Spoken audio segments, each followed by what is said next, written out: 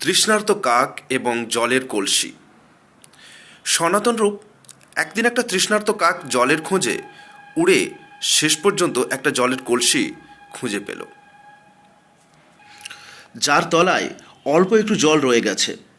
জলের পরিমাণ এত কম যে কাক সেই জলের নাগাল পেল না। কাকের হঠাৎ মাথায় একটা বুদ্ধি খেলে গেল। কি বুদ্ধি?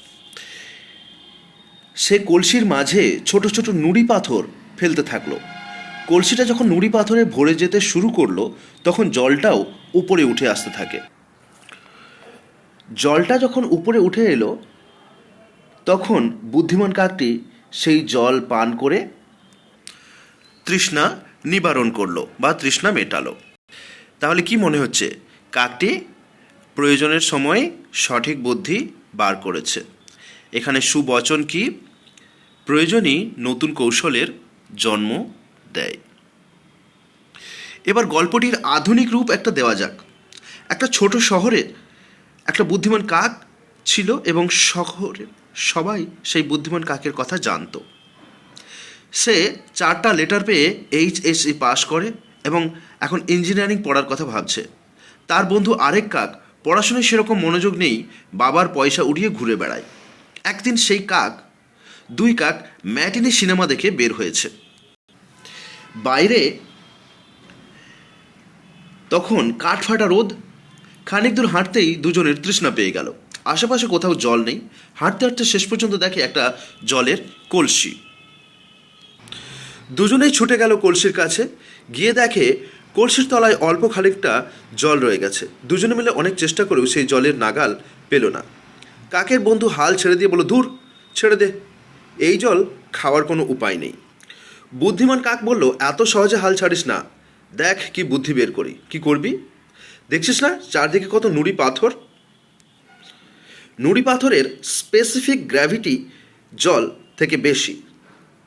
জলেতে ছাড়লেই সেটা ডুবে যাবে। তাতে লাভ কি হবে? জলের লেভেলটা উপরে উঠে আসবে। সত্যি? সত্যি। আয় এই নুড়ি পাথরগুলি ভিতরে ফেলতে থাকি। দুজনে মিলে পাথর ফেলতে শুরু করে। পরিশ্রম সাপেক্ষ কাজ। গরমে দুজনে ঘেমে উঠেছে। কলসির আধা অবধি ভরে ফেলে কাক তাকিয়ে দেখে তার বন্ধু আর পাশে নেই। কখন জানি সরে পড়েছে। বড়লোক বাবার আদরের ছেলে, পরিশ্রম করার অভ্যাস নেই। বুদ্ধিমান কাক তবু হাল ছাড়ল না। একাই একটা একটা করে নুড়ি পাথর কলসির মাঝে ফেলতে থাকে। শেষ পর্যন্ত কলসিতে জলের লেভেলটা কলসির গলা পর্যন্ত উঠে এলো। নুড়ি পাথরগুলো ছিল কাদা মাটিতে মাখামাখি, তাই জলটাও ছিল ঘোলা। তার উপর সেখানে একটা পোকা ভাসছে। জল দেখে কাকের নাড়ি উল্টে এলো, কিন্তু খুব তৃষ্ণা পেয়েছে।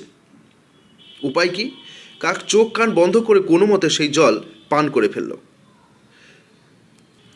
তৃষ্ণা মিটিয়ে কাক উড়ে এসে একটা গাছে বসে দেখে সেই গাছে একটা ডালে হেলান দিয়ে বসে আছে তার বন্ধু। বন্ধুর হাতে একটা কোল্ড ড্রিঙ্ক খুব আয়েশ করে চুমুক দিয়ে খাচ্ছে।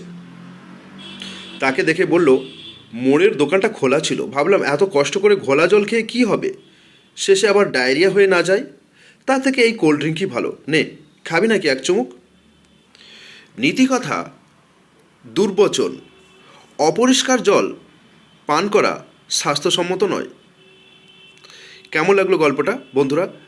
কমেন্ট করে জানিও এবং ভালো লাগলে লাইক করে দিও এবং উৎসাহ দেওয়ার জন্য সাবস্ক্রাইব করো। Thank you.